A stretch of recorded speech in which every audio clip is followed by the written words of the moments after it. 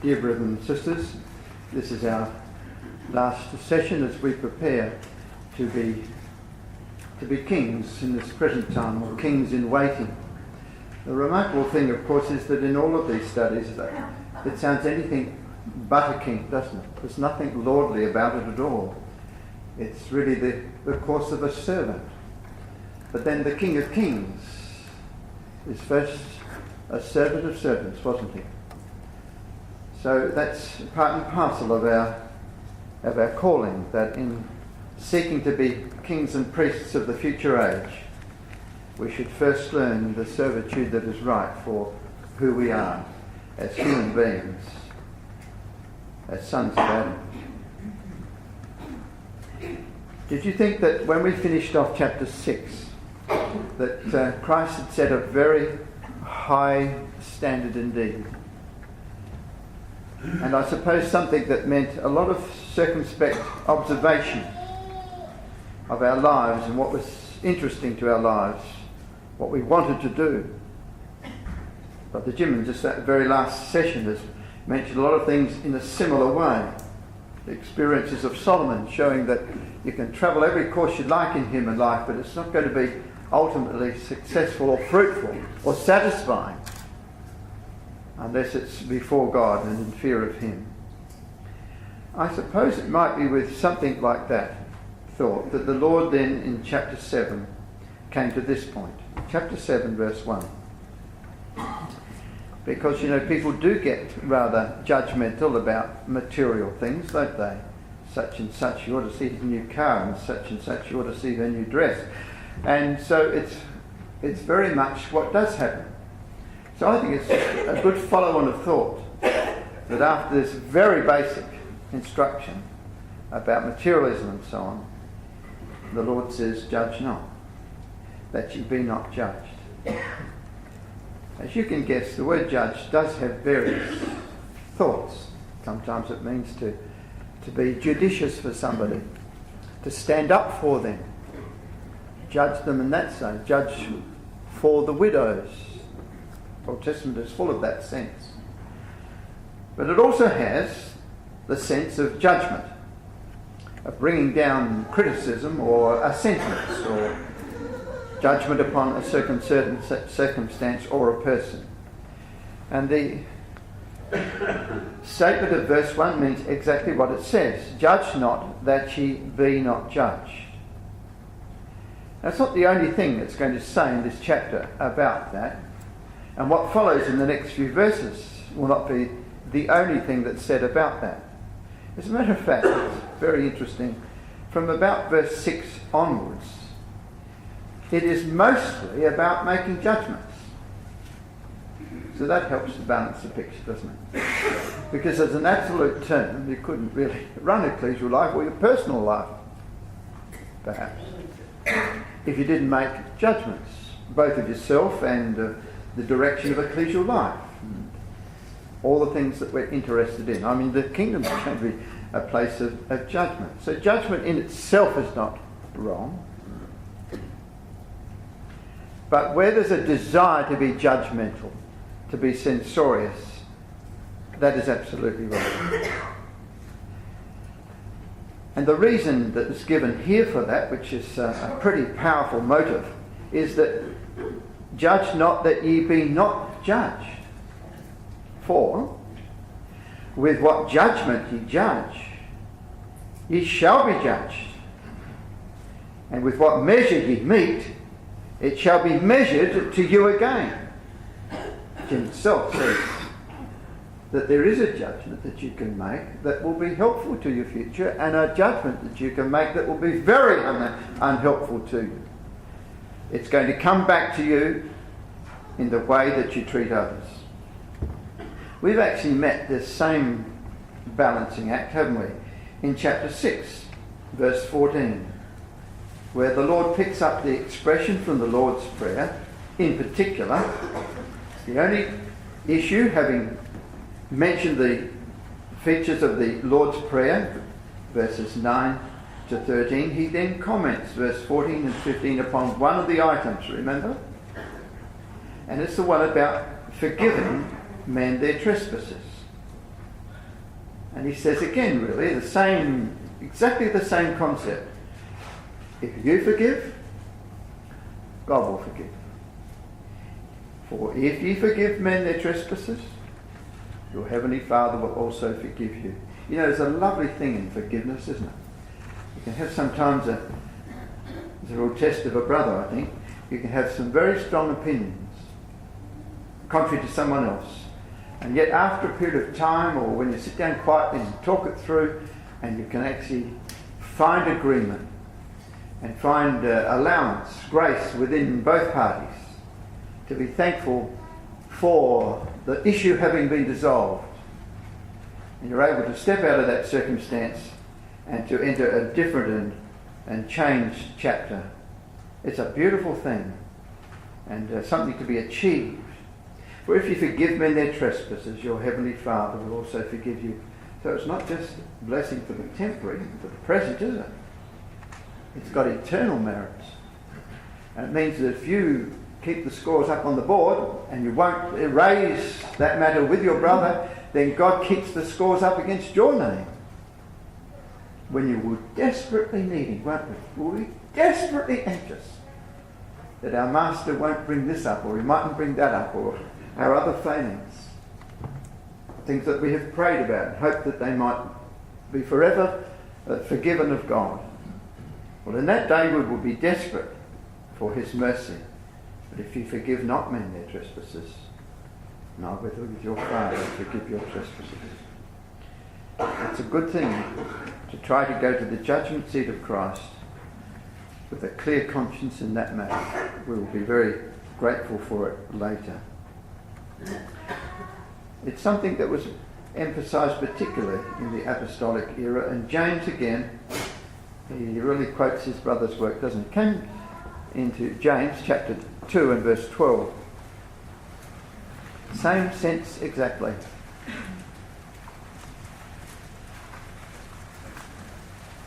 James chapter 2 and verse 13. Obviously has his brother's words in mind. So speak ye, and so do, as they that shall be judged by the law of liberty.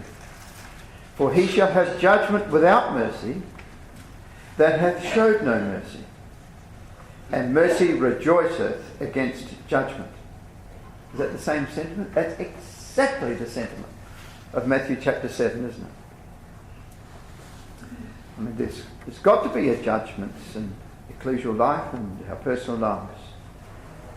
But it's the way in which that is handled, the grace, the kindness, the humility and awareness of one's own faults, that is going to determine the outcome. And that's why the Lord goes on now in verses 3 to 5 to speak of this caricature that he has here of a brother who is wishing to correct the fault of someone else's eyesight, when in fact he's got a beam in his own. Why beholdest thou the mote, a very small item, that is in thy brother's eye, but considerest not the beam that is thine own eye? Or how wilt thou say to thy brother, could I help you? Let me pull out the mote out of thine eye. It'll be good for you. Could I help you? And behold, a beam is in thine own eye. Great big piece of timber sticking out of his own eye, and he's offering to help this person find a little tiny speck out of his. Thou hypocrite, first cast out the beam out of thine own eye, and this is the power, and then shalt thou see clearly to cast out the mote out of thy brother's eye. And I think that's it's a very bold little metaphor that he's made, isn't it? Very extreme, really. But there's a lot of powerful truth to that, isn't there? In reality. Because so very often, when you come to deal with somebody else's problem, and you're sitting down quietly and you're hearing the whole story and getting the background, you think, wow, yeah, some of that applies to me too. And the more you go on with it, sometimes you think, well, I don't know whether I should actually be here. I should go and fix myself up before this. And that's exactly what the Lord is saying. He knows a lot of things, doesn't he? He knows a lot of things. Because the best of us sometimes have got big faults when we're trying to help others, even perhaps in minor matters. The other thing that's true about that is you'll never really cure the other matter, will you? The motive matter, unless that brother knows that you know that you've got your own failings. And besides, how can he really accept it? He's looking at you and he thinks, yeah, that's all right, what you're picking me up about, whatever it might be, some small item. But what about your own life in certain other respects? And the person finds it's almost impossible to accept that from the one that's offered to be mediator. So the Lord knows a lot of things, doesn't he? He knows that no flesh can be too proud in trying to help someone else with some matter in their own life. No flesh can be too proud in dealing with that. And if you want a solution, the best way is to go forward in the atmosphere that recognises our own deficiencies and says so to God before the event, and go in that environment, and it'll temper all the words that are said. It'll temper what you will say and the manner in which you may offer your advice. This is just remarkable insight into human nature and the truth about human beings.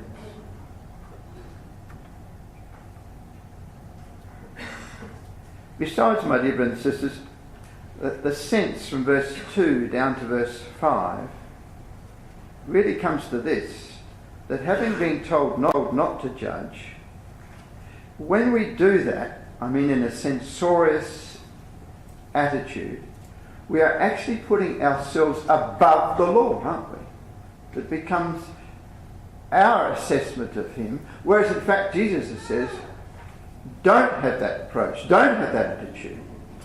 But when we do, we press our cause, we actually put ourselves above his own word. That's a pretty big beam in the eye, isn't it? Perhaps that's exactly what he does mean. Again in James there's a little statement which is so much in keeping with that. It's in the 4th chapter this time. It's intriguing, isn't it? Think of how James wrote his letter, and he was a brother of the Lord in their home in Nazareth. He knew him very, very well. They both knew each other very, very well. And yet he's quoting his older brother's work, so to speak. It's an interesting consideration.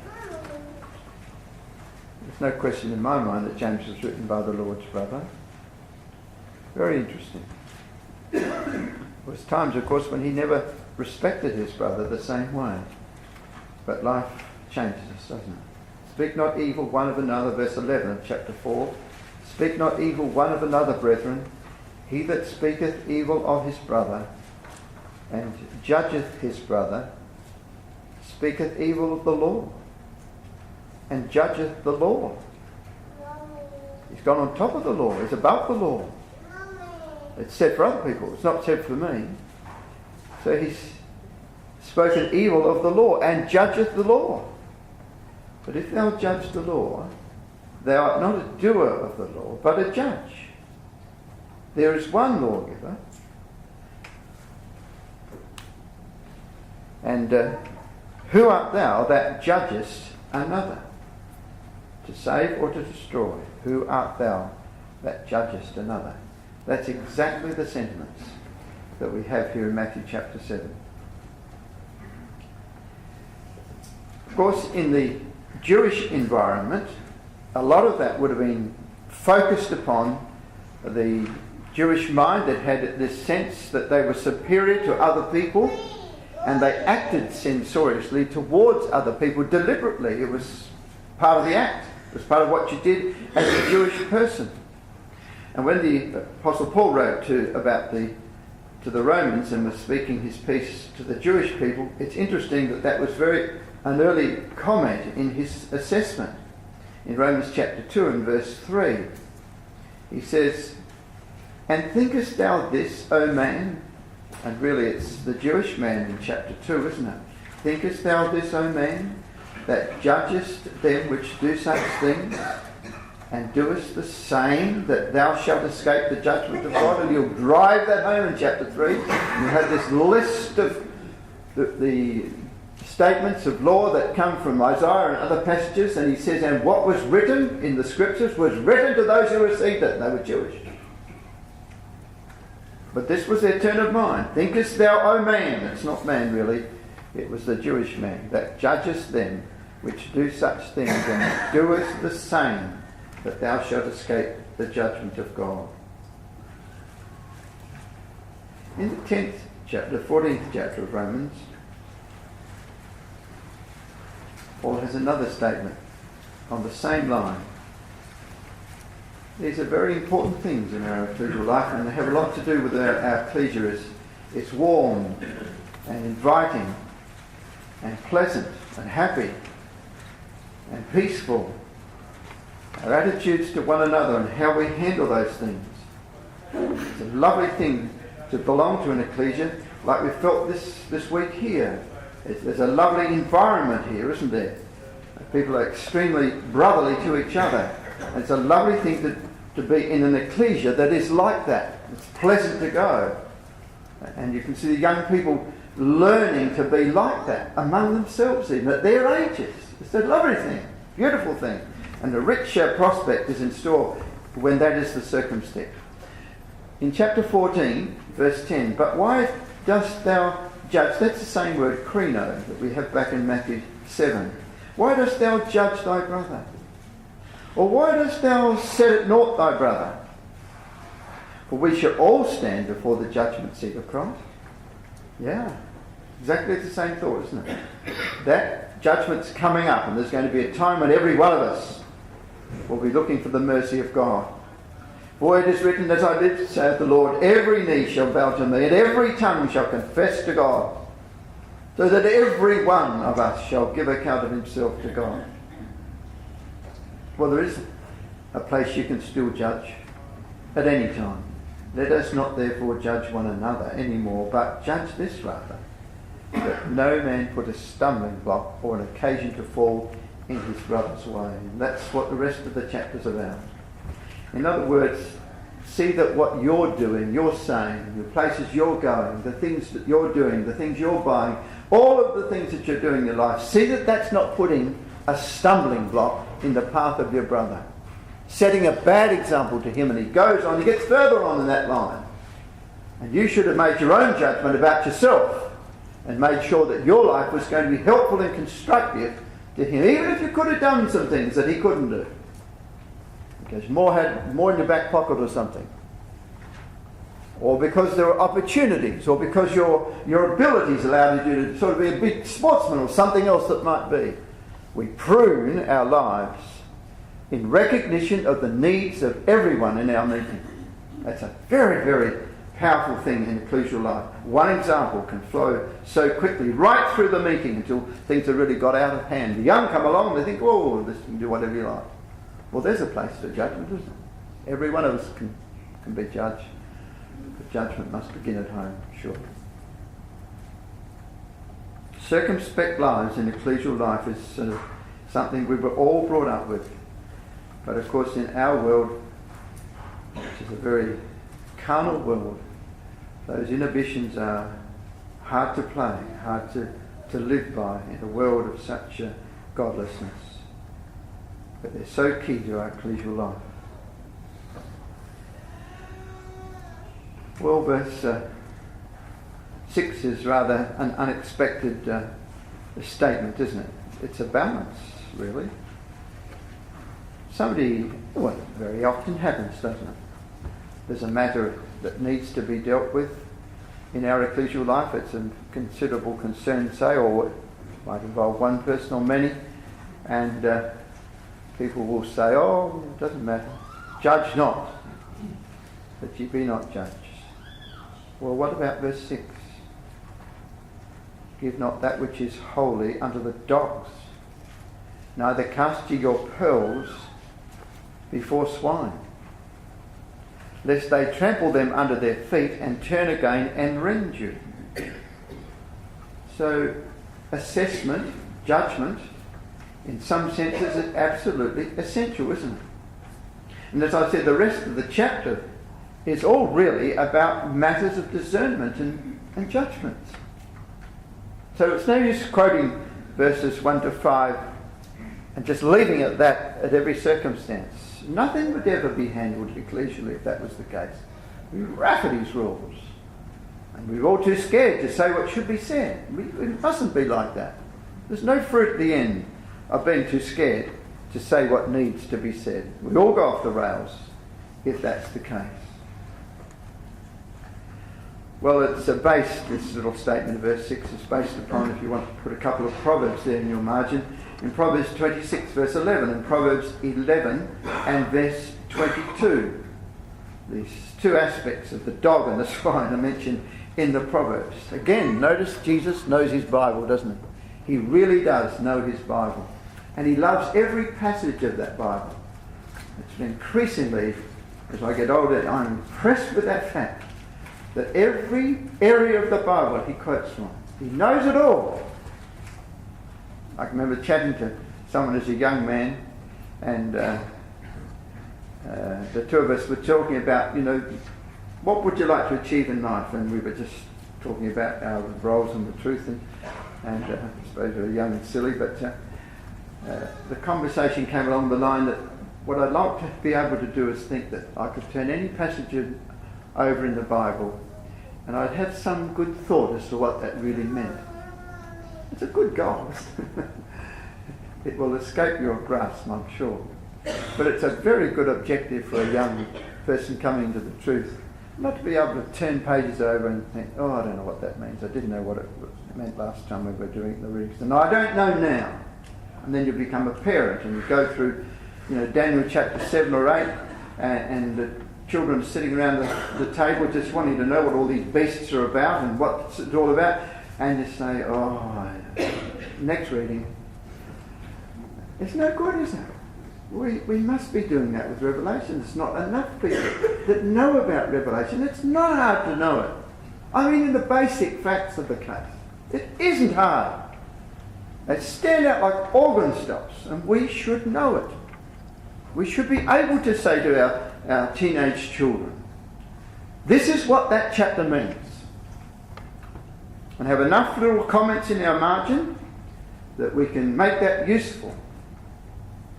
There's a very, very good book that's been put out recently by a couple in Canada, and it has to do with the readings.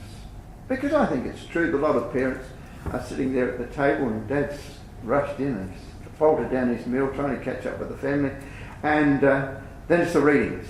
And there's this difficult chapter in Ecclesiastes, and didn't know what it meant last year. Well, after this morning, of course, Jim, I assure you. But it was the same last year, and it's the same year. And so it goes on, doesn't it? And he's sitting there and doesn't know whether to make comment or not. It's not good enough, really, is it? We read Revelation twice a year. To read that twice a year, and to do that with 20-odd years with our children there, that's 40-odd chances we've had just to explain the basics of it. And we've never done it. That's a real miss. I fear it would be a very common thing in our ecclesial life today. People don't know the basics. The basics are very simple. You get hold of Revelation 17. How can you make anything out of that except that it's Rome? The city that ruleth over the kings of this earth. The waters are multitudes and tongues and peoples. And it's a religious system. Come on. Reigned over the earth. No question what it's about. And yet there's debate about that. Or uncertainty about it. There's no question what it must be. There's only one system. Well, there's never ever more than one system. Anyway, that's making the point of a very wide point that we should seek to really know our Bibles and be able to talk to our children about those things. I'm not sure how we got there, you?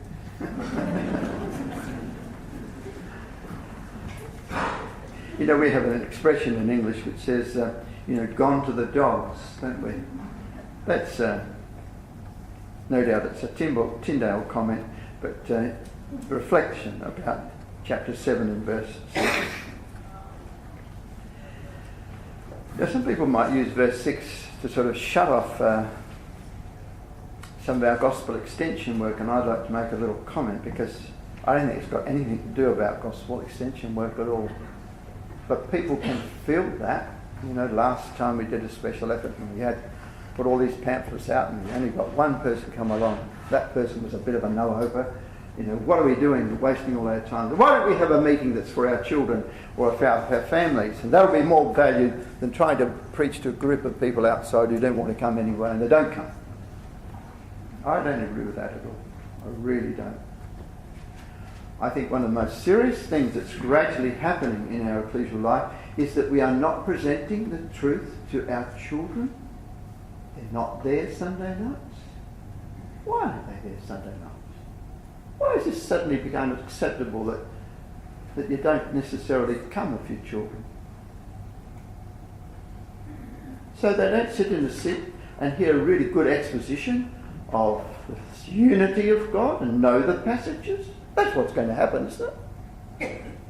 If they sit there for 10 years and they don't go to the seminars because only 6 or 8 people are needed for the seminars. So that's the only people that ever do any preaching in the meeting. And perchance you have someone during the week you'd like to come along to hear the gospel. What's on for them? They can't sort of step into a seminar that's half gone in its program. I don't think the verse 6 has got anything to do with us limiting our message to the world. I think we should be very positive about that and find ways, even if there's not 10, 20, 30 people knocking the door down to come in, nevertheless, to make it an interesting, well-prepared and valuable evening in which the children come and they're there with mum and dad and the children all there together is enjoying ecclesial life, enjoying their time together. A little cup of tea after, make a bit of a pleasantness to the occasion. But don't give up and say they don't want to hear, so we won't preach. Where will we be in 5 or 10 years further if we keep on going like that? No, verse 6 hasn't got anything to do with limitations. It's saying that if people have a scathing insolence towards the things of God, then we don't toss holy things towards them. We use judgment in those matters. Neither cast ye your pearls before swine. There are occasions where we restrain in how much we might say or how much we might contend, lest they trample them under their feet and turn again and rend you. How many words did Jesus say to Herod? That's the kind of thing I think that it has to do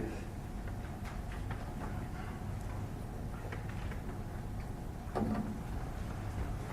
In the words that follow, it's about asking and seeking and knocking. And one is curious to think, why did the Lord turn to this point of view? What was the turn of mind? Whatever you might think about the difficulties of dealing with those dogs and swine and difficulties of preaching the truth, don't give up, says the Lord. Ask.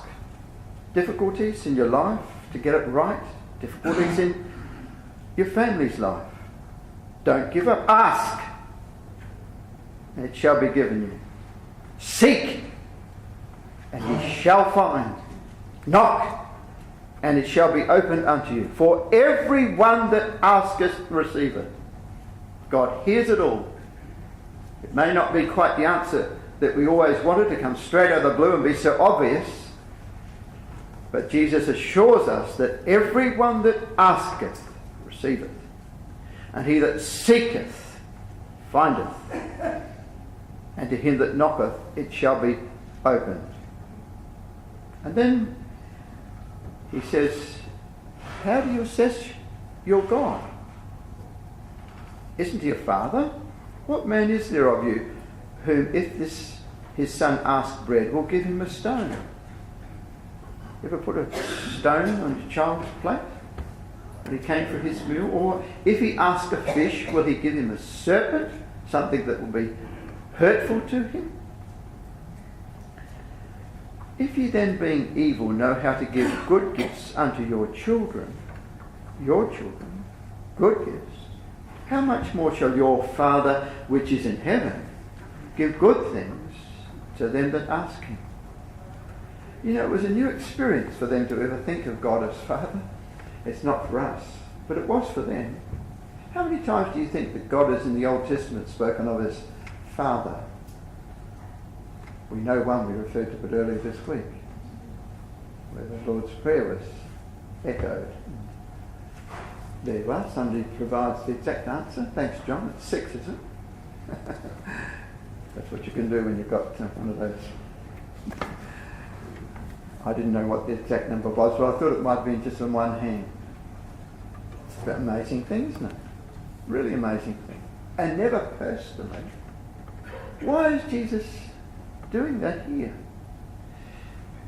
If you were to go through Matthew 5 to 7, you'll find there's about 20 references to God as Father, and very few of anything else. Why is that? It's because a Son has come. And when Jesus speaks, it's only natural that he speaks about God as Father. And then it's my Father and your Father, always in that order. That's instructive, isn't it? So here his teaching comes out of what to him was so natural, to speak of God as Father. You must never miss that. Because whatever we may know of God's revelation, of his memorial name and of his other titles and so on that are used in the Old Testament and sometimes in the New, nevertheless there is a development. You just can't turn over the pages of the New Testament and not observe that. It's so paramountly obvious. And the reason is that he's come to us now, God has come to us in a Son. Never did that before. So naturally it wasn't there so often at all. Very few times. So there's a balance in all of those things. I mean, I love the memorial name and all that it stands for. But nevertheless, there is a development there, and we're wise to observe that and keep a proper balance on that as of all things. So God is going to act to us as a father would. He's not going to give you evil things. He's not going to give you something that will be offensive to you or hurt you. Verse 10. He's going to provide something which is sufficient. Now what a beautiful way to look at that subject. We make our prayers toward God and we wonder sometimes if it's come out the way we wanted it or as quickly as we wanted it. But God is working, and be assured he does hear. You knock, he hears. What a beautiful thing that is. He assures us that's the case. Just a certainty as you would not give to your child, or would not refuse to hear your child, but you would give that child to something that was going to be good for him. Give good things to them that ask him. Verse 12 is a wonderful verse. It's probably the greatest verse in this whole discourse. Wherefore, therefore, all things, whatsoever ye would that men should do to you, do ye even so to them. For this is the law and the prophets. Now there was a lot of debate in Israel, as we know, about what the principal law was that God had given. The young lawyer came to Christ with that question, didn't he? And Jesus said it, and the second is like unto it, thou shalt love thy neighbour as thyself. What's the difference in verse 12 between that, which is Leviticus 19 and verse 18, and this one? What's the difference? Thou shalt love thy neighbour as thyself. Therefore all things whatsoever ye would that men should do to you, do ye even so to them. What's the difference? Is it the same? Sounds very similar when you think it out, doesn't it? There is tremendous similarity, but the difference is this, that the way Jesus has put it means that you need the sympathy to put yourself in his shoes and look at it from that direction. Love thy neighbour as thyself. Allowed the Jews to sort of debate about a few things too. Who's my neighbour? And then had a grand debate until they escaped most of the power of the expression. Couldn't be a Gentile then. It'd have to be somebody very close. All sorts of ideas. to get out of the front of that commandment. But you can't do that with this one, can you? And this one, furthermore, says you can't make additions to it. Like verse 43 in chapter 5, ye have heard that it hath been said, thou shalt love thy neighbour and hate thine enemy. The Bible never said that. They put it's an adjunct to it. But you can't do that with 7 verse 12, can you? What 7 verse 12 is saying, that if you really want to love your neighbour, then in a practical way, try and think what he would think from his point of view. Now, isn't that a remarkable insight of the Lord? He didn't just copy what was said before, he could take it another step so that in loving your neighbour, if you want to know what to do, or just think how he would feel, what would he want from you? What a brilliant idea that was, to put it in that way, to take the extra step in which there was no doubt about it. As surely as you loved yourself, you'd know what your neighbour would like you to do. Very, very beautiful instruction. Called the Golden Rule. And I remember my mother used to say that a lot, so it must have been a golden rule, very necessary in the home probably. So the Lord was able, therefore, to take matters of the Old Testament and put an extra level upon them, as he so magnificently does in this case. He says, for this is the law and the prophets. He loves that term, doesn't he? If you remember in chapter 5, in verse 17, it says, think not that I am come to destroy the law, all the prophets. I am not come to destroy, but to fulfill the law and the prophets. The law and the prophets. Twice in this record. What's the law and the prophets? The law and the prophets are epitomised in that summary expression, all things whatsoever ye would that men should do to you. You don't have any doubt about what that is. Do ye even so to them? He's saying that's like a summary law of all that was in the law and the prophets. Now, before Jesus said, he is the law and the prophets, didn't he, in that 5th chapter? And he fulfilled the law and the prophets. So this is another way of saying you carry out my life, the example that I have given, in doing exactly that. He provided a way of life which mankind desperately needed. That was the law and the prophets. And when we follow his example, we too fulfill the law and the prophets. It's the way that they often spoke of it. James spoke of it as the royal law in his 2nd chapter.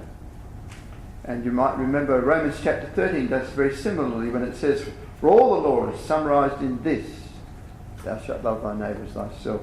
So they looked at those things. I mean, there was Leviticus, all through Leviticus 19, all these different injunctions. And there in the middle of it was just this little one by itself, thou shalt love thy neighbour as thyself. Jesus said, you can take all those away, they're all in this one. And it's true. If you go down through that chapter, Leviticus 19, you'll see how true that is. They're just applications of the same principle. So is this. But this is the application in a very sympathetic way, a very practical way that helps us to get hold of the grit of what it really is meaning. Looking at another person, you know what they would like, well, you do to them as you would that they should do to you. Well, verse 13 and 14, my dear friends, says, surely must be very relevant to us in the age in which we live.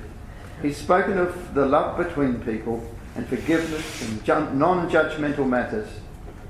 But then he says in very clear language something that's so relevant for us today. Enter ye in at the strait gate.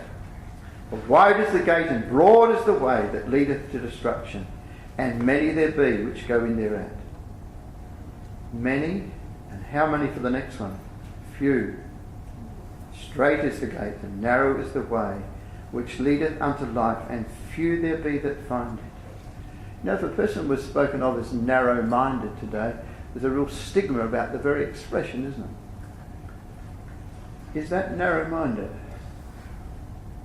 Well, it is in a right sense.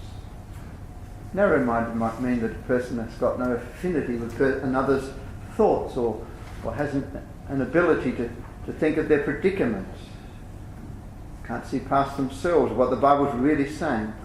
So we understand it when it's used in that sense. But this course that Jesus has set, this gate that we go through, is a narrow gate. He says it. And he says that when you go that way, you'll find there's not many with you. That's what he's saying. And I just kind of put it that way.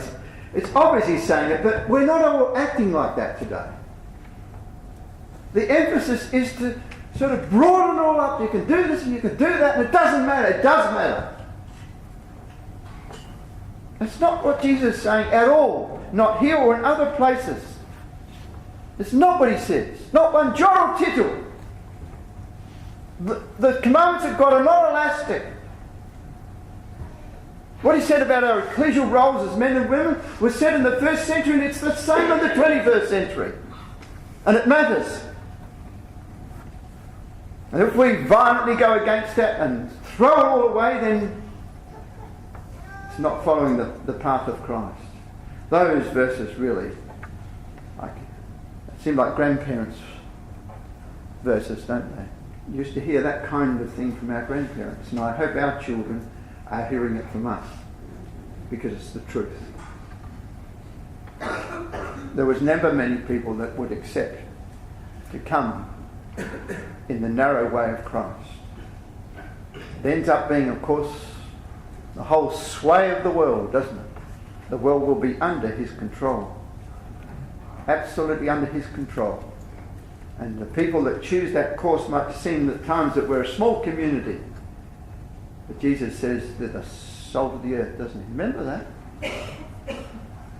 He's aware of it. He knows that it will be a few. He says it himself.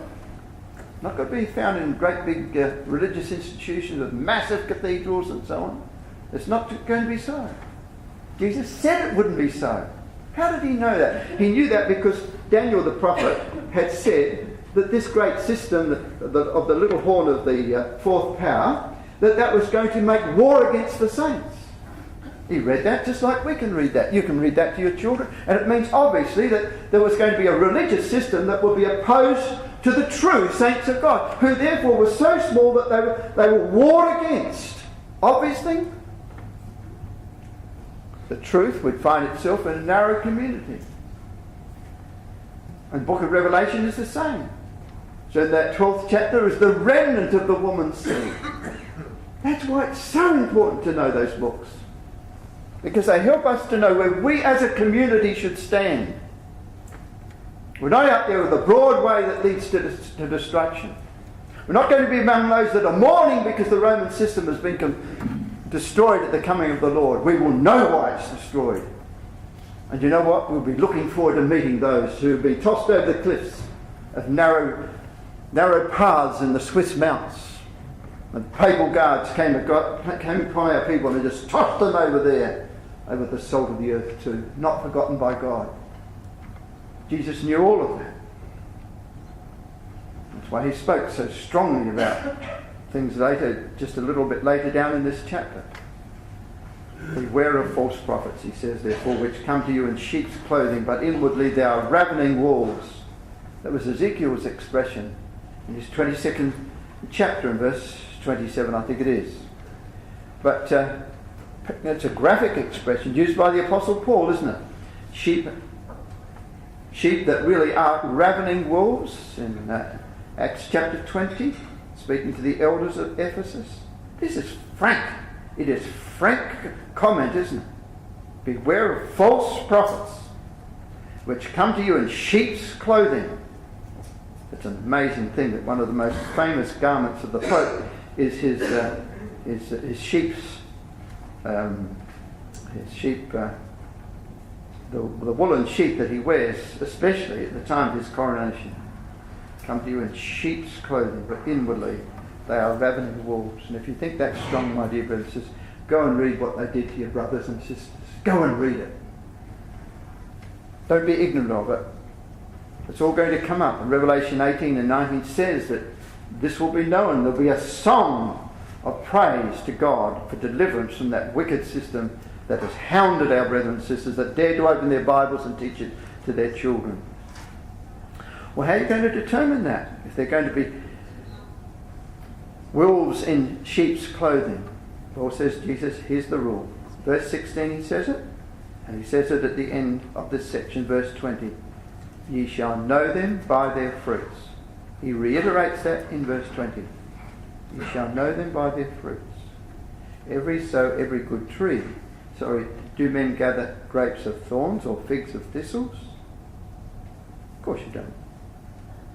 Even so, every good tree bringeth forth good fruit, but a corrupt tree bringeth forth evil fruit.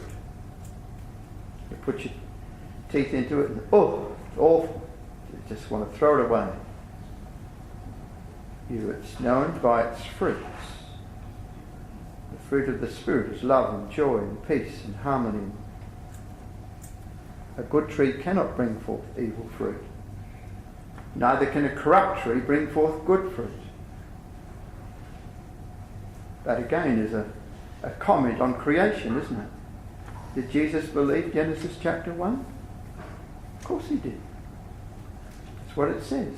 Whose seed is in itself. There's a continuity of its genetic material. Good tree cannot bring forth evil fruit. Neither can a corrupt tree bring forth good fruit. You've got a satsuma plum in the back of your garden and it brings these beautiful fruits. It does it every year, doesn't it? There's a case of satsumas every second year, actually. But it's always the same quality in that tree, isn't it? There's a trueness to it. Well, he says you'll know them by their fruits. You know, it's a very real issue to us. I really think it's a very real issue to us. In my own lifetime, I have seen a number of times where someone has entered into a young folks group and with all such pleasant words and such loving thoughts, and yet in 5 years' time, that Christadelphian young folks group has been decimated. And I'm sure that many of you here would be able to think of cases of exactly that. Now, where is the persons now who affected that? They're gone. Back to the church, or just gone wherever they might. Where are all the young people that were affected at that time? Dissipated all over the hills. But at the time, there was a lot of wool upon the wolf, and people wouldn't discern it. And in some cases there was warnings given, but they weren't taken until a whole generation of young people gets ripped out of our context. That's our children. That's our own flesh and blood. And this person's come along, and because no one would speak up and no ecclesia would react to that, that's what's happened. And that's what does happen. And it will happen again. There's no use allowing these things to come into our midst, knowing that they're, and do nothing. We will be responsible for that. We've got to be prepared to face the things that are so obviously happening in our brotherhood now. They're more difficult because it seems to me that you can put it up through the internet and somehow somebody seems to think that's therefore out of sight. They never say these things from our own platform. They never say it in our halls. They seem to think they can put this stuff up there and it's violently against the truth. It's propping up everything that is on the fringe, in part to do with the churches. And going back to that Pentecostal idea and spirit. What do we do with that? Just say, well, I don't see it. I don't think you can do that, my dear brothers. I'm sure you can't. I want you to take that home and think about that in your own ecclesial life. You love your children, you have your Sunday schools, and you bring them up to 12, and then 13, 14, 15, and then see a snake come in and take them just because he's got different clothing on. That's a tough thing to say, isn't it? Jesus called them ravening wolves. But when we can see they're not consolidating the truth in our children and taking them out into the broad way of the world, that's his designation. It's a powerful thought, isn't it? That's Christ. It's not my ideas, it's Christ's ideas. But it's happened very sadly a number of times in my own life. I've seen it in a number of places, not just in Australia, but elsewhere as well. And no one would react. And the whole generation, the other kids, were pulled off into the world. So verse 21, not everyone that saith unto me, Lord, Lord, shall enter into the kingdom of heaven, but he that doeth the will of my Father which is in heaven. Many will say to me in that day, Lord, Lord, have we not prophesied in thy name? And in thy name have cast out demons, and in thy name done many wonderful works? If you want a little exercise, just put alongside that all the parallels with the 2 Thessalonians chapter 2, which speaks about the man of sin. Jesus has got a big mind. He's come into the main ministration. He can look down the line and he knows where it's all going to go. Doesn't he? He knows because of Daniel. He knew Daniel. Whoso readeth, let him understand. He advised us, didn't he? And he says, therefore, looking down the line, he knows that we might be perhaps having this ourselves today. Down through the centuries of time, people have picked up these words, and he can see that this needs to be relevant for a long period of time. He's not going to be saying those words, except he was cognizant of what the prophet said would be the case. Isn't that beautiful? So whilst it might have affected the current circumstances at his era, yet nevertheless it's got ramifications to us. Tremendous ramifications.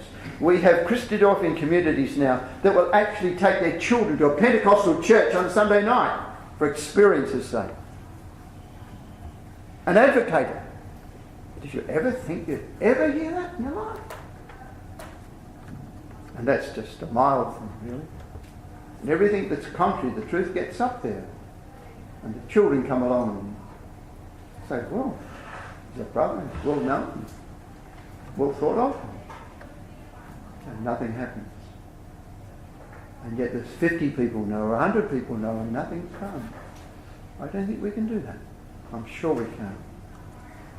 This is obviously the Lord advising us the time of assessment will come. And then their fruits will bear clarity as to where they stood. What's the difference, my dear brothers and sisters, between the two men that built a house? Same house? What's the difference? One was on sand and the other was on rock. Well, what's the difference in the outcome? The difference is that the one who built his house upon the rock did the sayings of Christ. He acted. He faithfully put that into action. That's the different word. The other one did not do that. It was therefore like as if you built your house upon the sand. So it's not just a matter of academic faith. Here we have a faith that is also practical. And that practicality was therefore able, that practical faith was able to sustain itself against all the invasions of wind and water that might come against it. Now that's a very, very powerful thing to think about, isn't it?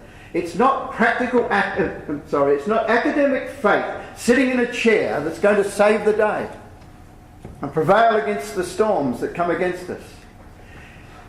It's a practical faith. It is faith, but it's practical. And it works in its personal life, it works in its ecclesial life. And when the storms come, it deals with them because it knows how to. It has the defence there. That's the difference between the two houses. We need good attendance on Wednesday nights. We need our children with us on Sunday nights. We need our children to be with us around the table when we do the readings at home, telling them the great lessons. And we need to live the truth at home so they can see that. Fathers are home because they know they've got responsibility with their children and their families. And they get into the ecclesial meetings and the committee meetings, start on time, and they're well constructed, good agendas. They get through their work and they go to all of their ecclesial matters with a virility. They're doing the things.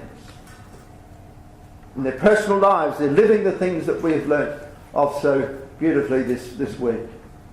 And it was that practical faith that was able to sustain them when the wind and waves came against them. It's the same today. We can't just be academics that see things come along and do nothing about them. The call is for us to stand and be counted in the difficult times where wind and rain certainly comes upon us, belting storms sometimes. But if we have a practical outward faith, God will hear us and he will receive us.